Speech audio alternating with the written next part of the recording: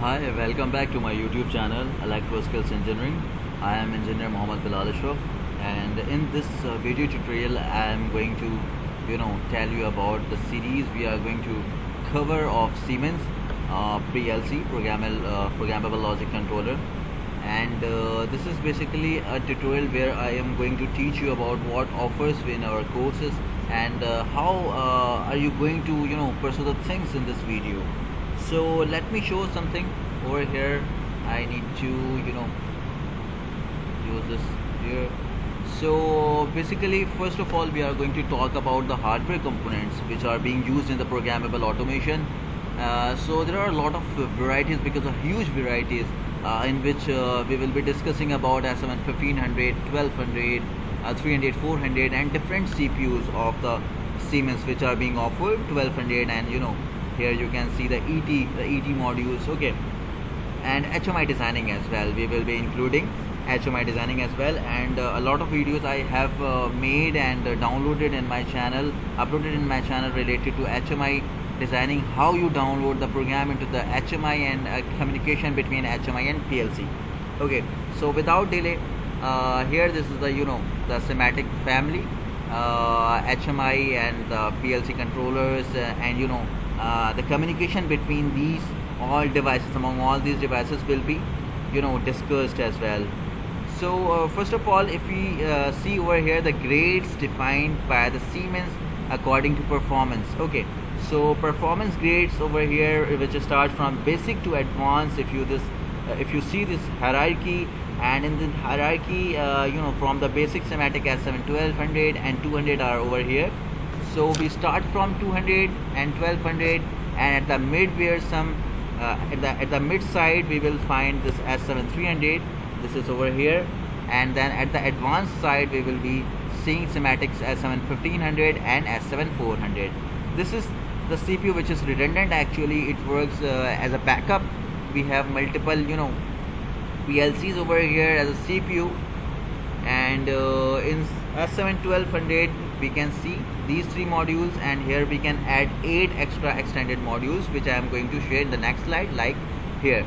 So these are the bus connectors over here. These all the modules and the CPUs are connected with this controller, with this CPU via this bus connectors, male and female connectors, and the entire setup will be mounted over the on the mounting rail. Here you can see this rail. This will be mounted on that particular rail. Okay, so now here, if you can see, this is the main CPU S7 1200 and the modules related with that. If you see, there are 3 slots empty with this at the left side of the CPU particularly. These are communication modules, okay, CM and CPs, which can be connected over here at the left side of the CPU. And maximum here 3 CPs and CM you can connect with this CPU according to the model. And if you talk about at the right side of the CPU, so here you can see 5 slots are here, and in that particular slots you will be able to connect your signal modules, your SM. SM can be comprising on DI, data input, data output, and a single card which offers DI and DQ as well. Here AI, AQ individually as well, and collectively you can find out the AI and AQ channel on a single board extended module, which is your single module as well. Okay, so as per the model of the, depending upon the model of the CPU, you can connect here maximum 8 signal modules, and this is the optional communication for battery board. Okay, so it depends upon you that if you need or you're not, or you do not need. So here we have defined each and everything. Here you can communicate, this is the CPU, and these are the modules which offer PP, P2P means point to point communication, RS232, 485, Profibus, ASI and GPRS.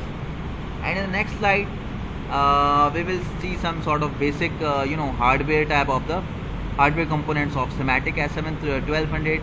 So the first of all, this is the power connector. Here you can provide the power to in order to power up your CPU, and at the second, removable user wiring connectors behind the doors.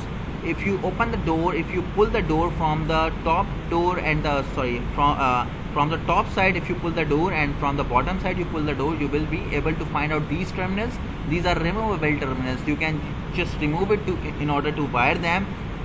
So here the third status LEDs for the onboard IO. Here you can see these are the LEDs, and these LEDs shows the input and output status, whether they are on or not. Okay, and the fourth point Profinet connector on the bottom of the CPU. This is the bottom side of the CPU. If you pull the door, and you will be able to see the Ethernet connector, or where you will be able to connect your Ethernet connector RJ45 TCP/IP communication, where you insert this and you will be able to set your IP address. Okay, and what else you are going to let me show something over here. These are the link receiving or receiving and transmission of the your PLC via this wire. Okay, so you will be able to identify whether your PLC is being communicated with the CPU or not. Okay, and the other option you can ping as well. Okay, so now here I am going to talk about the wiring diagram of that PLC. Okay, so this is particularly 1211 AC DC relay. What does it mean actually, AC DC relay? It means the first AC tells you that this is going to be operational or powered up via AC input. Okay, so this is the line neutral. If there would be written DC, if it was DC instead of AC, so you will be required to provide here 24 volt DC in order to power up the CPU. But here we have AC type, so the first AC tells you that how you are going to power up the PLC. So we are going to use line and neutral in order to power up the PLC. So these two terminals are for powering up your PLC. The second DC, which is DC, which tells you that what sort of signal, AC or DC, you are going to provide to your input terminals. So your input terminals, always you will be able to find out the DC type at the input. If you see in the mid side of the any PLC, you will be mostly you will be seeing over here the DC. Okay, which indicates you will be able to provide or give some sort of signal which depends upon 0 or 24. Okay, source or sink. And the last one is relay, and with this relay you can find out the transistor, which will be alternative of the relay, which will be known as transmitter, which is not every time it will be written like transistor, but transistor will offer you fast switching, and relay offers you a heavy switching. Means you cannot energize, you cannot receive the pulses from the relay output. Okay, but you can receive the relay receive the pulses from the transistor based PLC. Okay, in the same way you cannot run or energize a relay or the contactor from the transistor type, because the capacity of ampere will be very less over there. Okay, so what happens when you provide line and neutral, your PLC give you L plus and M. L plus means positive, and you get positive where you will be talking about DC. So here the DC signal will be coming as the output of the PLC, and here 1M. 1M means this is the common point. This is the first common point which is common with 0 till 7. These are 8 terminals of data inputs, and this 1M is internally short with all these 8 digital input terminals. So what happens when you provide 0 volt to 1M from here? This is the M, which means 0 volt. If you connect this 0 volt with 1M, automatically the 0 volt will be given to the one end of all these 8 data inputs. Okay, but when will these data inputs will be energized? When you provide 24 volt DC from the field.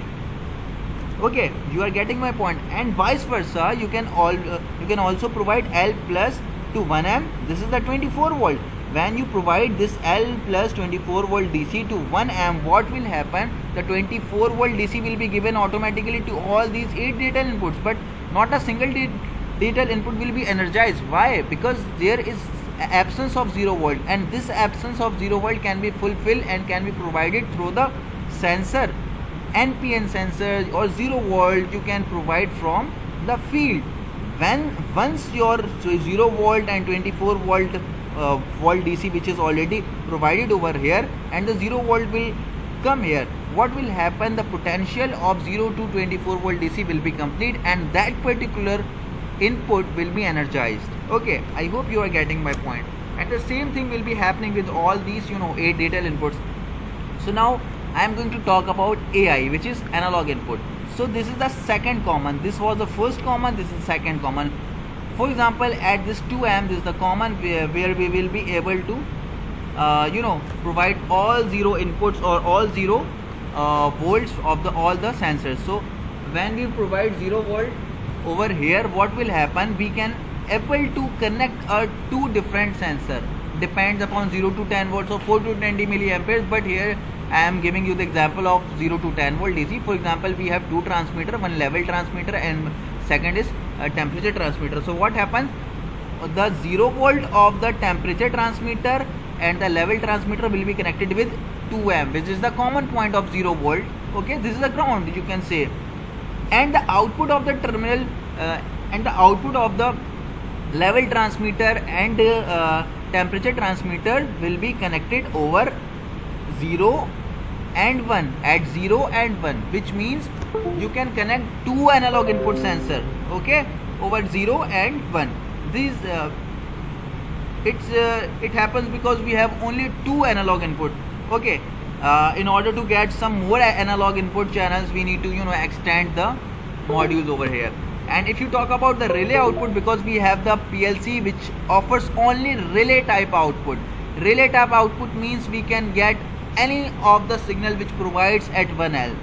Look, see, 1L is written over here and 2L is written over here. With 1L 0, with 1L 0, 1, 2, 3, these 4 points are common with 1L, and with 2L only 4 and 5. These are 0 till 5. These are these are your digital outputs. So 0 till 3, if you provide 24 voltage at 1L, so what will happen? This 24 volt DC type of signal will be emitting from these terminals.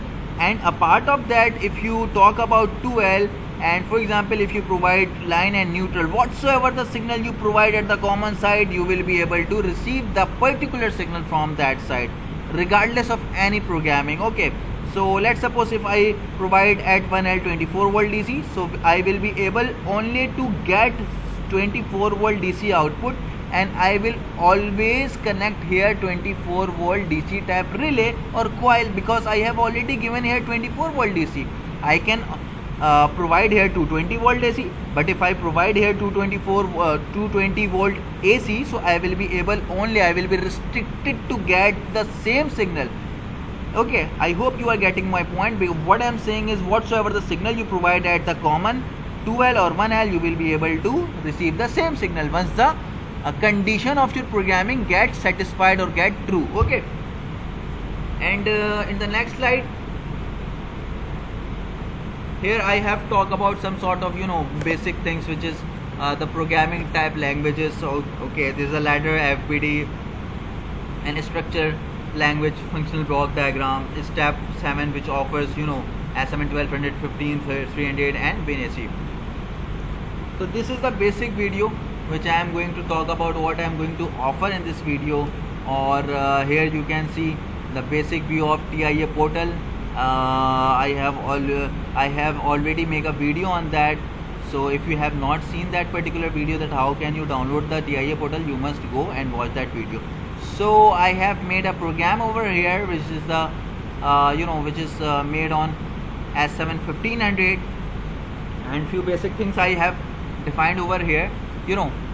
This is the red square or rectangle, and this is the mentioned area which shows you the menu bar and toolbar.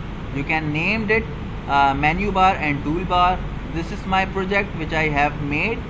And preference jobs, you can here you can see the details view, each and everything can be shown over here. You can take a screenshot as well. The working area where you will be able to work with your hardware, you can put over here. The IP address can be set from this point. Once you click at the CPU and go to the property, you will be able to find that. Okay, group, appended, editors, tasks, registers, and whatnot, everything is mentioned here, like here. Okay, so this is the data compile, where you make your programming and what sort of the data of HMI or the data of PLC you have made as a program in the function block or in the data block or in the main organization block. So you can compile your program from here. This is the this is the symbol of download. This is the upload. Downloads mean whatsoever you have made the program over your software. So you need to download that particular program to the PLC hardware. It means you are going to write the PLC. When you write the PLC, it means you are going to download the program.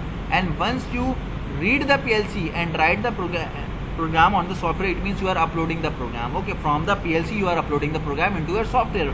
Okay, this is the simulation. If you don't have the CPU, so you can use the simulator. This is the WinCCRT. Okay, this is the HMI, which is related to the HMI. Here copy, paste and delete elements over here. You can save and create the project over here. This is the stop and run command or the symbol. This is the accessible device. What sort of device you have added over here, spread screen, global search and whatnot. Each and everything is defined over here. These all things I have already offered in my course. This is the project and devices, PLC panel devices, each and everything. Here I am going to take you in the software as well, devices, program and etc. Okay, these are tags. PLC tags can be defined from over here. PLC, TTU, in each and everything. How okay, the most important thing, that how you are going to connect your PLC with your laptop or with with your PG. It depends upon the MAC address, that how are you going to define it actually. Okay, which contains the IP address, the subnet mask, and you need to connect that. You need to establish this network. Okay, so I will just tell you the same thing. It could be very long video, so in order to curtain this the length of this video, I will just keep this video till here, and the other slides I am going to teach you in the another video. So let me show you something. This is the program which I have already made related to scaling, and I have uploaded that video particularly as well.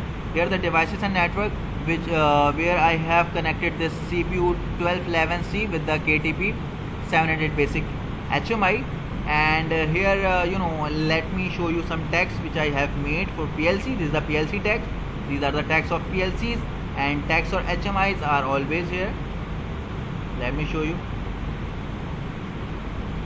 Okay, so these are the HMI tags, PLC tags and HMI tags are here. Okay, these are the HMI tags. I hope you are getting my points, and I have tried to to teach you in English. Many of my subscribers ask me to make some sort of videos in English as well, if they do not understand Urdu or Hindi. So if you are getting my point, so please subscribe my channel, and if you want to enroll in my course, you may WhatsApp me. Thank you.